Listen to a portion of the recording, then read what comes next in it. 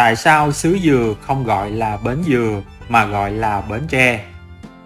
Nguyễn Văn Âu nhận xét về địa danh ở Bến Tre như sau: tuy là vùng đất mới, song địa danh ở đây không phải là đơn giản.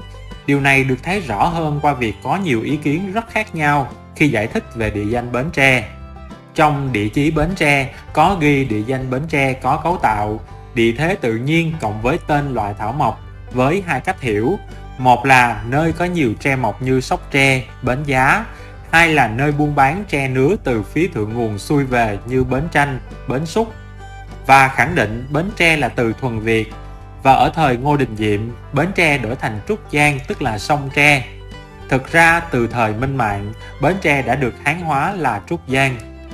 Tương tự, Nguyễn Phương Thảo cũng cho rằng danh từ riêng Bến Tre cần phải đặt trong hệ thống các địa danh theo mẫu như Bến cộng X, ở Bến Tre như Bến Rớ, Bến Miễu, Bến Chùa, Bến Giá, Bến Cát vân vân, xóm Bến Trại, rạch Bến Xe, và cho rằng chúng được đặt theo một kiểu tư duy chung. Theo Đinh Xuân Vịnh trong sổ tay địa danh Việt Nam năm 1996 thì từ Bến Tre xuất phát từ gốc Khmer là Srok Tre với nghĩa là sóc tre hay bến tre.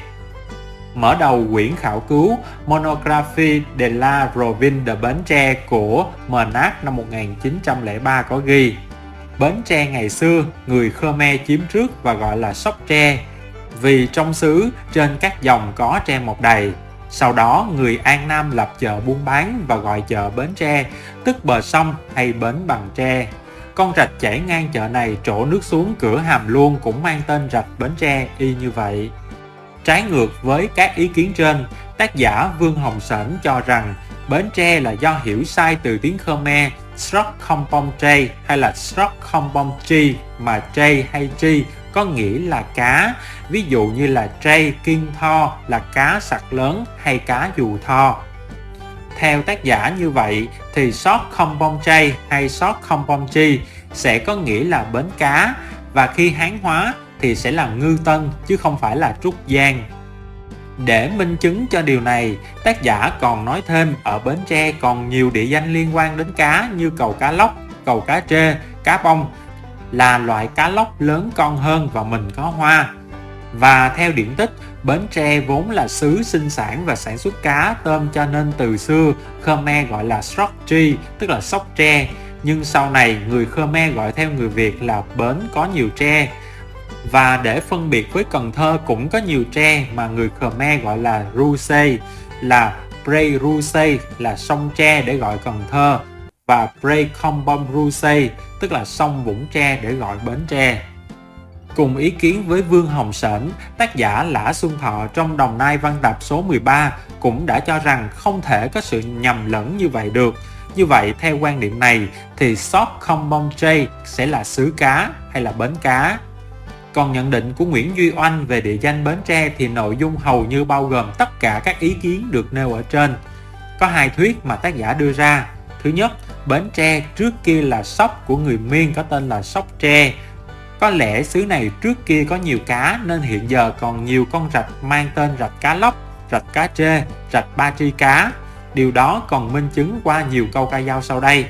Sông Bến Tre nhiều hang cá ngát, đường ba vác gió mát tận xương. Anh có thương em thì nối sợi chỉ hường, chớ bán rau cho lắm, hãy chừa đường xuống lên.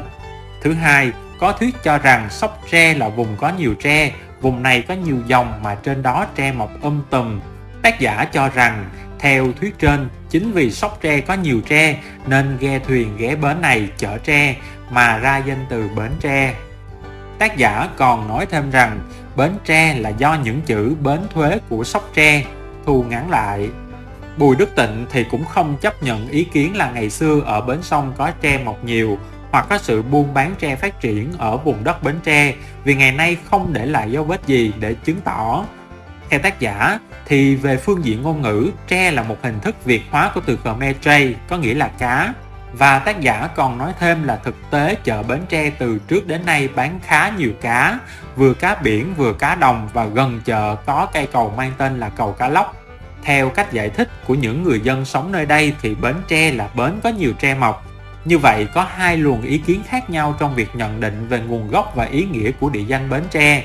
Một bên cho rằng địa danh này được cấu thành theo địa thế tự nhiên cộng với tên loài cây có nhiều ở đó.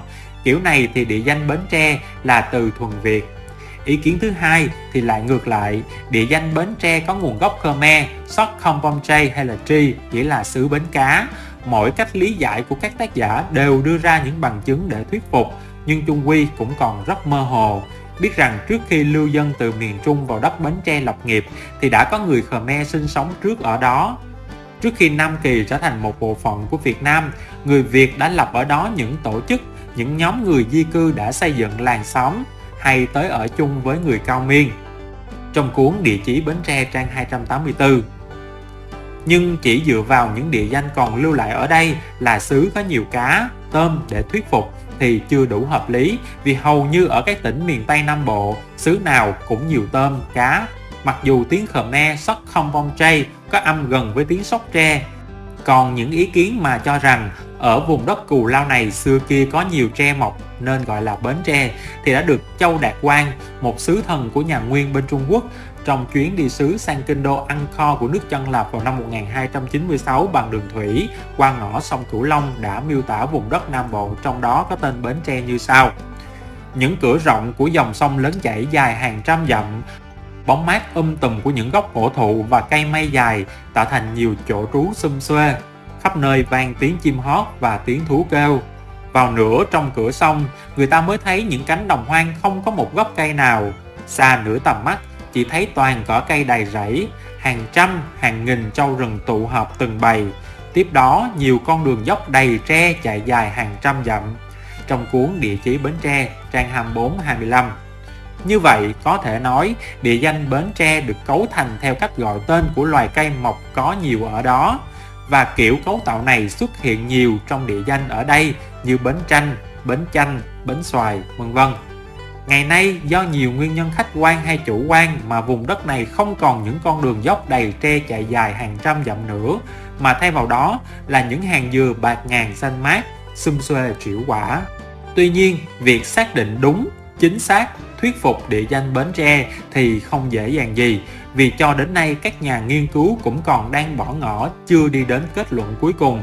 Cho nên, tác giả Nguyễn Văn Âu trong quá trình tìm hiểu địa danh này, ở cuối bài đã nói, cho tới nay địa danh Bến Tre vẫn cần được tiếp tục nghiên cứu để vấn đề được sáng tỏ hơn, vì đây là một vùng đất nông nghiệp trù phú với một truyền thống đấu tranh kiên cường trong lịch sử dân tộc.